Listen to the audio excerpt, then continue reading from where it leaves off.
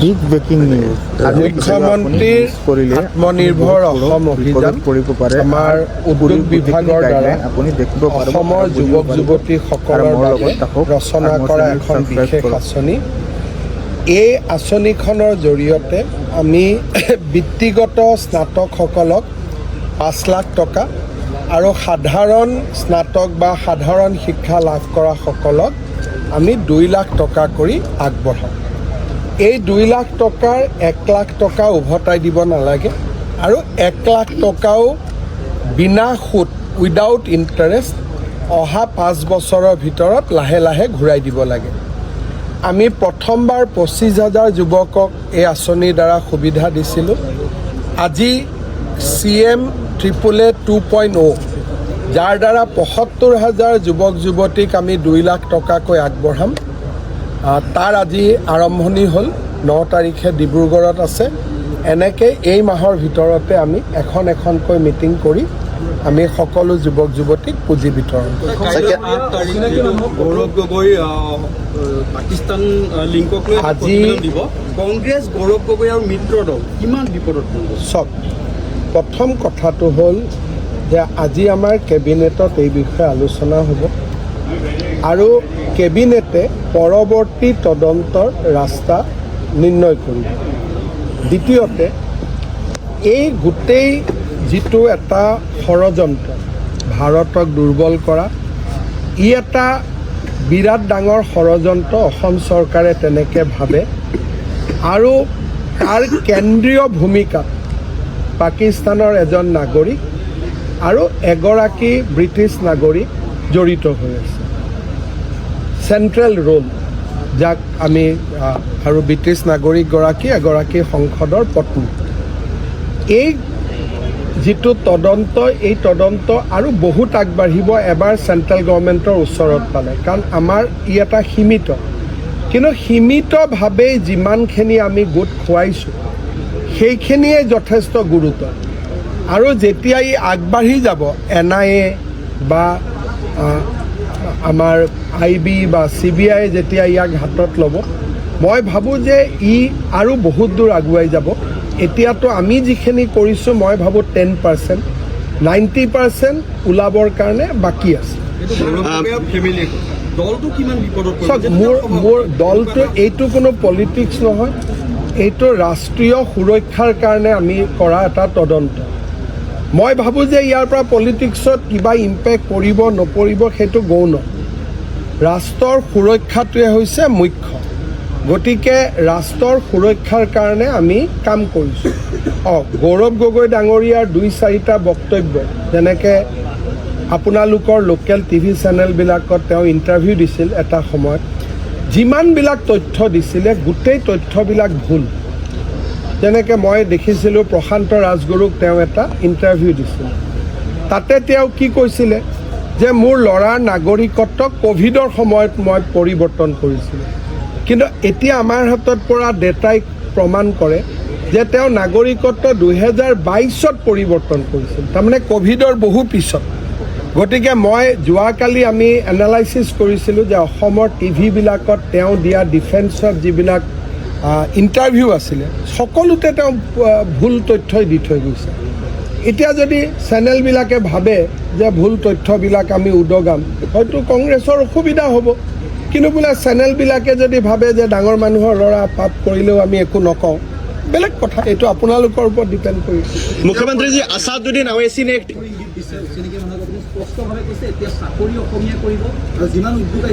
मैं ले लेगा, 2 रुपया भी तो रुपया है, वो भी दे दीजिए ना, असम का डेवलपमेंट के लिए काम आएगा। लेकिन कहाँ दिया है? मेरा पास आएगा वो पैसा? क्या बोला है कि हिमंत विश्व शर्मा को 2 रुपया दूंगा, तो मैं तो लेने के लिए मैं तैयार हूँ, लेकिन जाने में तो खर्चा ज्यादा लग जाएगा मेरा, तो इसीलिए मेरा पास आके वो दे के जाए, मैं ले लूंगा। Today Assam government has initiated another landmark scheme.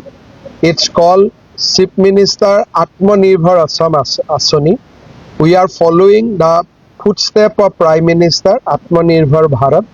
We are making a small scheme called Atmanirbhar Assam. Under this scheme, 1 lakh youth will be given rupees 2 lakhs to start small business. Eventually, they will be connected with the PM Mudra and other national flagship scheme.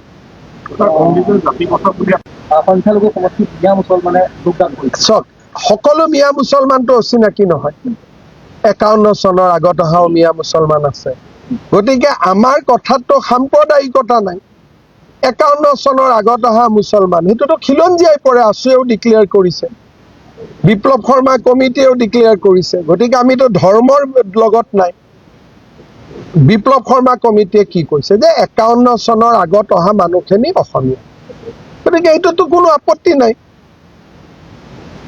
গতিকে যদি 71ৰ পিছত অহা মানুহ ইমান গালি গালাজ খায়ো বিজেপিত জইন কৰে আপুনি কি কৰিব আৰু মইতো জইন কৰিব কোৱা নাই কিন্তু আমাৰ ফোন নম্বৰ আছে ফোন দিলে মেম্বাৰ হৈ যায় কিন্তু সকলো বিয়া মুছলমানটো অচিনাকি নহয় তাতোতো বিপ্লৱ শৰ্মা কমিটিয়েটো এটা কৈ গৈছে গতিকে মই পুৰা আইনৰ গণ্ডিৰ ভিতৰতে কওঁ যি কওঁ আইনৰ গণ্ডিৰ বাহিৰত মই নাযাওঁ বিশ্ব শৰ্মাৰ দিনত অসম পুলিচত যিমান চাকৰি হ'ল মই গৌৰৱেৰে ক'ব পাৰোঁ 95% আমাৰ ল'ৰা ছোৱালীয়ে চাকৰি পাইছে এডিআৰিত যিমান চাকৰি হ'ল মই গৌৰৱেৰে সৈতে ক'ব পাৰোঁ 92% আমাৰ ল'ৰা ছোৱালীয়ে চাকৰি পাইছে যোৱা 5 বছৰত প্ৰশাসনে অসমীয়া জাতিৰ কাৰণে ভাবিব নোৱাৰা কাম কৰিছে আপোনালোকে কেতিয়াবা এডিআৰি লিষ্টখন ল'ব কেতিয়াবা নতুনকৈ পুলিচত হোৱা চাকৰি লিষ্টখন ল'ব অচিনাকি মানুহ ইয়াত নাই এনেকুৱা কাম সাহসেৰে কোনো চৰকাৰে আগত কৰিব পৰা নাছিল আজিও আমি ইয়াত লোন দিছোঁ অচিনাকি মানুহ 5000ৰ ভিতৰত 200 সাহসেৰে জাতিটোৰ কাৰণে কাম কৰা এইখনেই প্ৰথম চৰকাৰ যোনে একো ভয়ে নকৰে কৰিছোঁ मुख्यमंत्री जी असादुद्दीन अवैसी ने टिप्पणी की है कि कौन है वो?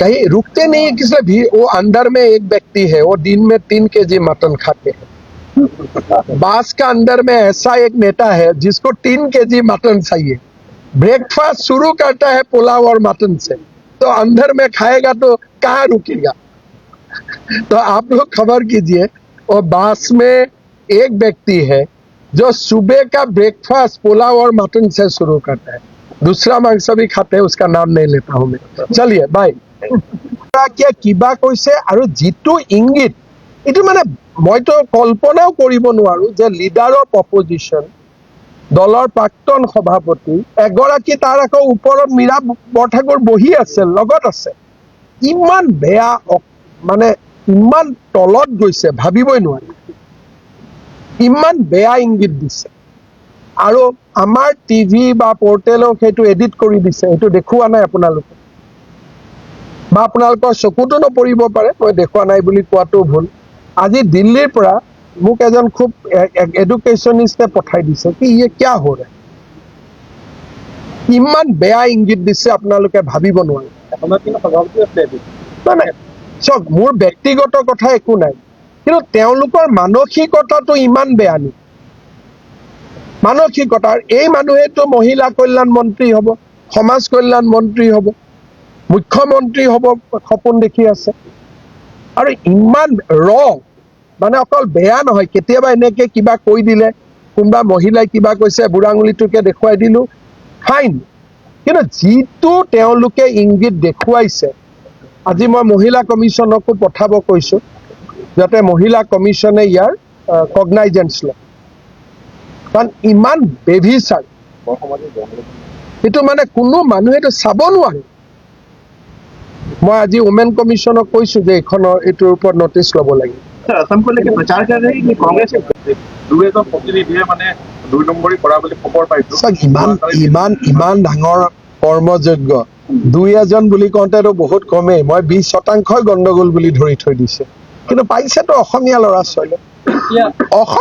ছোৱালী মুখৰ পৰা কোনে ভাত কাঢ়িব আৰু টকা লোৱা বুলি অভিযোগ চক কৰবাত 500-1000 টকা ললে বুলি অভিযোগ দিছে এটা সেইটো অভিযোগৰ তদন্ত কৰিলে গোটেই স্কিমটোৱে বন্ধ হৈ যাব এইটো এটা অসমীয়াৰ বিৰুদ্ধে ষড়যন্ত্ৰ বুলিওতো আমি ভাবিব পাৰো যেহেতু এই স্কিমটোৰ বেনিফিচিয়াৰী 99% অসমীয়া গতিকে স্কিমটোক বদনামী কৰাৰোতো এটা ষড়যন্ত্ৰ হ'ব পাৰে। নতুন এটা ইছ্যু আৰম্ভ হৈছে মানে হেমাংগ ঠাকুৰীয়াৰ মানুহে পায় হেমাংগ আৰু হিমাংশু দুইটাই নটিচত আছে বৰ্তমান মোৰ। হিমাংশুৰ মানুহে সিহঁতক দুইটাকে মই বৰ্তমান চাইডত থৈছো। নাই এতিয়া দুইটাই মোৰ নটিচত আছে। নাই এতিয়া সিহঁত দুইটাই বৰ্তমান বাহিৰত আছে। থাৰ্ড कैंडिडेट কৰাৰ চিন্তাত আছে। कल तो आएगा ही ना, आप लोग को तो इन्वाइटेशन मिल चुका है। मैं सीटर कथा नकौ, अहंकार मैं नकरूँ, किन्तु कांग्रेसक एबार अসমীয়া মানে बहुत डाঙर शिक्षा दी, बहुत डाঙर शिक्षा दी। বৰদোৱা বতৰদোৱা আৰু বৰতলা আদিৰ পৰা গৌৰৱ গগৈ খেলিছিল, ইনটেক ৰাইজৰ মনত বৰচলা হল অসমীয়া মানুহৰ এটা বিহগুৰি, অসমীয়া মানুহৰ এটা পীঠস্থান। বৰদোৱাত আমাৰ আত্ম অভিমান লুকাই আছে।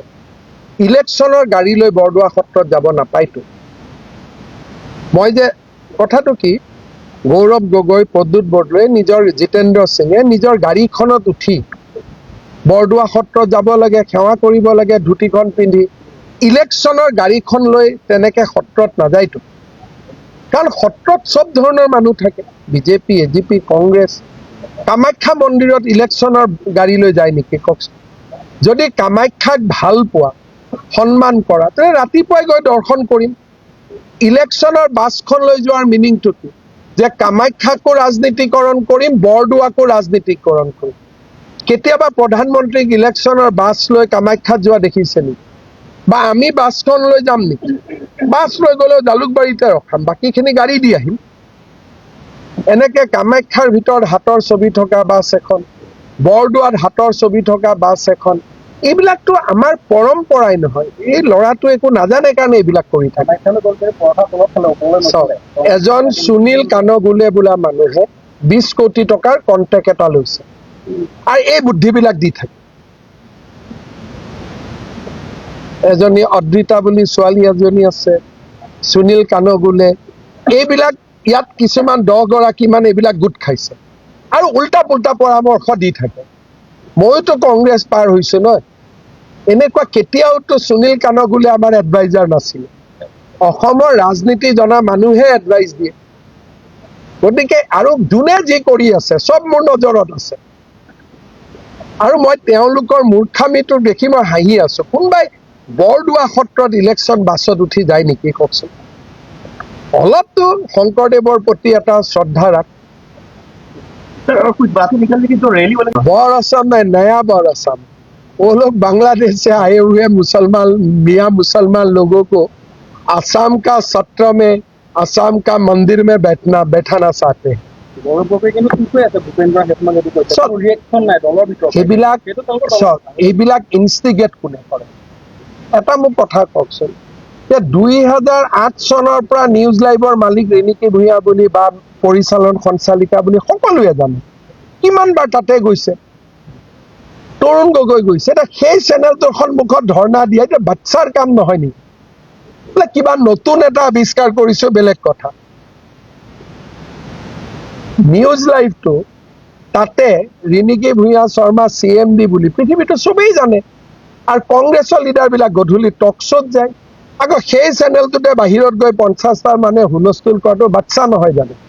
বোলে কিবা নতুন সোণৰ খনি এটা আৱিষ্কাৰ কৰিলো, যিটো ইলেকশ্যন এফিডেভিটত দেখুওৱা নাই, তাতে যাওক।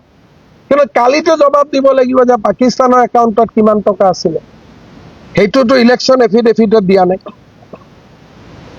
ইলেকশ্যন এফিডেভিটত ইংলেণ্ডত থকা একাউণ্ট আৰু পাকিস্তান থকা একাউণ্টৰ টকা দি দেখুৱাব লাগিব নে নাই?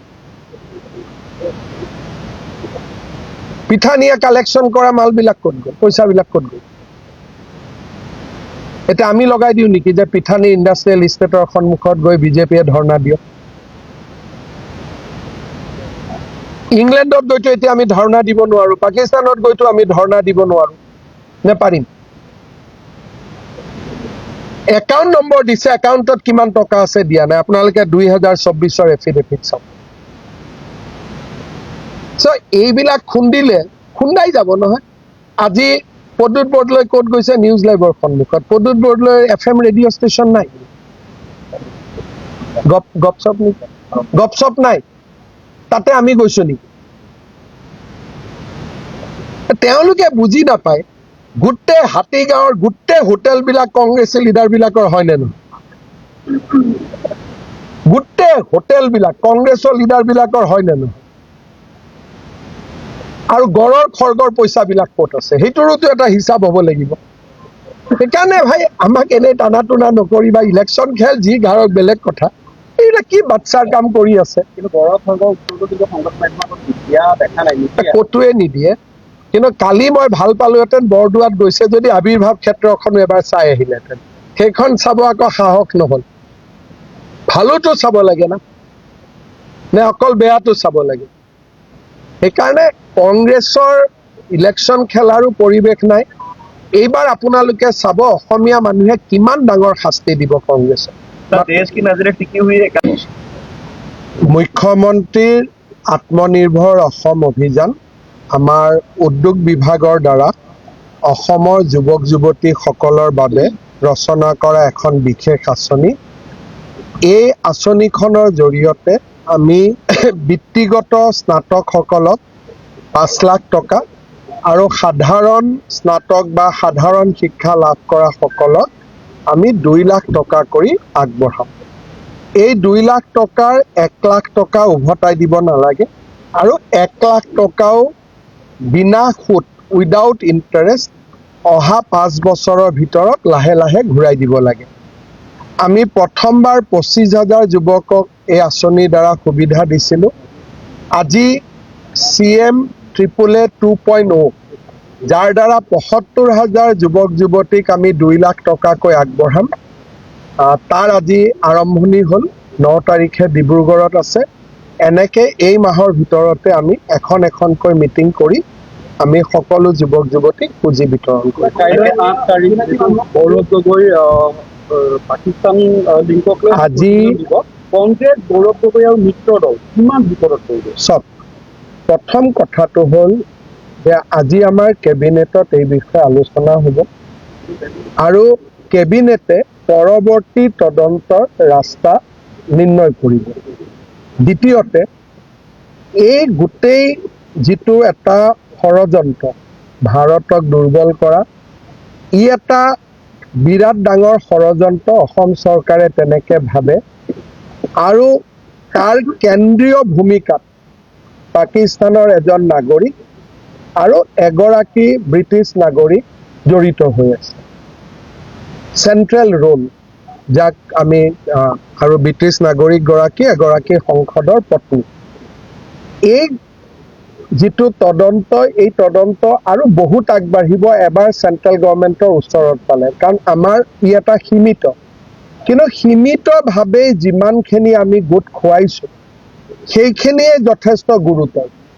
আৰু যেতিয়া ই আগবাঢ়ি যাব NIA বা আমাৰ IB বা CBI যেতিয়া ইয়াক হাতত ল'ব, মই ভাবোঁ যে ই আৰু বহুত দূৰ আগুৱাই যাব। এতিয়াতো আমি যিখিনি কৰিছোঁ মই ভাবোঁ 10%, 90% ওলাবৰ কাৰণে বাকী আছে। ফেমিলিৰ কথা, দলটো কিমান বিপদত চাওক, মোৰ দলটো এইটো কোনো পলিটিক্স নহয়, এইটো ৰাষ্ট্ৰীয় সুৰক্ষাৰ কাৰণে আমি কৰা এটা তদন্ত। মই ভাবোঁ যে ইয়াৰ পৰা পলিটিক্সত কিবা ইম্পেক্ট পৰিব নপৰিব সেইটো গৌণ। ৰাষ্ট্ৰৰ সুৰক্ষাটোৱে হৈছে মুখ্য। গতিকে ৰাষ্ট্ৰৰ সুৰক্ষাৰ কাৰণে আমি কাম কৰিছোঁ। গৌৰৱ গগৈ ডাঙৰীয়াৰ 2-4টা বক্তব্য, যেনেকৈ আপোনালোকৰ লোকেল TV চেনেলবিলাকত তেওঁ ইণ্টাৰভিউ দিছিল এটা সময়ত, যিমানবিলাক তথ্য দিছিলে গোটেই তথ্যবিলাক ভুল। তেনেকৈ মই দেখিছিলোঁ প্ৰশান্ত ৰাজগুৰুক তেওঁ এটা ইণ্টাৰভিউ দিছিলে, তাতে তেওঁ কি কৈছিলে যে মোৰ ল'ৰাৰ নাগৰিকত্ব ক'ভিডৰ সময়ত মই পৰিৱৰ্তন কৰিছিলোঁ। কিন্তু এতিয়া আমাৰ হাতত পৰা ডেটাই প্ৰমাণ কৰে যে তেওঁ নাগৰিকত্ব 2022ত পৰিৱৰ্তন কৰিছিল, তাৰমানে ক'ভিডৰ বহু পিছত। গতিকে মই যোৱাকালি আমি এনালাইচিছ কৰিছিলোঁ যে অসমৰ টিভিবিলাকত তেওঁ দিয়া ডিফেন্সত যিবিলাক ইণ্টাৰভিউ আছিলে সকলোতে তেওঁ ভুল তথ্যই দি থৈ গৈছে। এতিয়া যদি চেনেলবিলাকে ভাবে যে ভুল তথ্যবিলাক আমি উদগাম, হয়তো কংগ্ৰেছৰ অসুবিধা হ'ব। কিন্তু বোলে চেনেলবিলাকে যদি ভাবে যে ডাঙৰ মানুহৰ ল'ৰা পাপ কৰিলেও আমি একো নকওঁ, বেলেগ কথা, এইটো আপোনালোকৰ ওপৰত ডিপেণ্ড কৰিব। মুখ্যমন্ত্ৰীজী আছাম চাওক, কালি জাতি বচাব গ'ল, লগত দেখোন অচিনাকি মানুহবিলাক, আমাৰ মিয়া ভায়েকসকলে তাত আছে, আৰু তেওঁলোকে লিখিছে নতুন বৰ অসম। লিখিব লাগিছিল কি চাউলুং চুকাফাৰ বৰ অসম। গতিকে গোটেই কথাটো তেওঁলোকে অপেনলি ডিক্লেয়াৰ কৰিছে যে আমি নতুন অসম বনাম, চুকাফাৰ অসমখন নহয়। তাৰ পিছত আৰু তেওঁলোক লগত কোন আছে আপোনালোকে নাম এড্ৰেছ ল'ব। আৰু তেওঁলোকৰ ঘটনাও কেনেকুৱা, কালি নগাঁৱৰ এখন হোটেলত 60 প্লেট ভাতৰ অৰ্ডাৰ দিছে। নেতা কেইজনৰ কাৰণে চিকেন ৰাইচ 30 প্লেট, আৰু বুথৰ মানুহখিনিৰ কাৰণে দিছে ভেজিটেবল 30খন প্লেট। আপোনালোকে নগাঁৱৰ বাইপাছত দোকানখন আছে, খবৰ কৰিব। 60 প্লেটৰ অৰ্ডাৰ, নেতাৰ কাৰণে 30 প্লেট উইথ চিকেন, আৰু নেতাকে নোহোৱা কেইজনৰ কাৰণে ভেজিটেবল। এইটো হ'ল কংগ্ৰেছৰ, দেখিলে বেয়া লাগে কংগ্ৰেছৰ। ময়ো কংগ্ৰেছত আছিলোঁ, ইমান তলত কংগ্ৰেছটো লৈ গ'ল। এখন বাছত উঠি ঘূৰি ফুৰিছে, না পিছত মানুহ, না আগত মানুহ, না আগত সম্বৰ্ধনা জনোৱা মানুহ, না জিন্দাবাদ দিয়া মানুহ। বাছখনত উঠি 10জন মানুহে পিকনিক খোৱা টাইপ ঘূৰি আছে। কিন্তু কি ৰাজনীতি মোৰতো মাথাতে নধৰে। না ক'ৰবাত নামে, না ক'ৰবাত উঠে, 10জন মানুহে তাতে নিজৰ, লাষ্টত কাজিয়াও লাগি গৈ আছে। আৰু কালি মই এইটো দুখেৰে কৈছোঁ, কালি কামাখ্যা মন্দিৰ দৰ্শন কৰি অহাৰ পিছত বাছৰ ওপৰৰ পৰা ভূপেন বৰা, দেৱব্ৰত শইকীয়াই বৰ বেয়া এটা ইংগিত দিছে। মই এইটোৰ ওপৰত আপোনালোকক আজি কেবিনেট ব্ৰিফিঙৰ পিছত মই ক'ম, ইমান বেয়া ইংগিত দিছে। তাৰমানে অসমীয়া মহিলা ছোৱালীসকলক লক্ষ্য কৰি দুইজনে ইমান বেয়া ইংগিত দিছে। পাৰ্টীয়ে যদি তেওঁলোকক এক্সপেল নকৰে, মইতো ভাবোঁ অসমীয়া মানুহৰ তাত তেওঁলোক সোমাব নোৱাৰিব। অসমীয়া নাই, কাৰোতে সোমাব নোৱাৰিব, কাৰণ মহিলাৰতো আৰু কোনো জাতি নাই। ইমান আপোনালোক টিভিৰ সকলে এইটো দেখুওৱা নাই। আজি দিল্লীৰ পৰা মোক কাটিংটো পঠাই দিছে এজন সাধাৰণ মানুহে, যে আসাম মে এছে ভি হোতে। কোনোবা হপাই মহিলাই তেওঁলোকক কিবা কৈছিলে যে ভোট নিদিওঁ বা কিবা, তলৰ পৰা হয়তো চিঞৰিছিলে। তাৰ উত্তৰত তেওঁলোকে যিটো ইংগিত দিছে, ভাবিব নোৱাৰা বেয়া ইংগিত।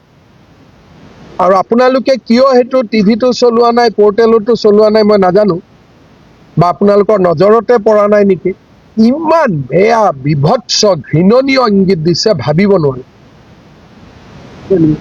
উপযুক্ততা আহি প্ৰটেষ্ট কৰিবলৈ আহি সেই ধৰণৰ ইংগিত দিছে। নাই, নাই। মহিলাগৰাকীকো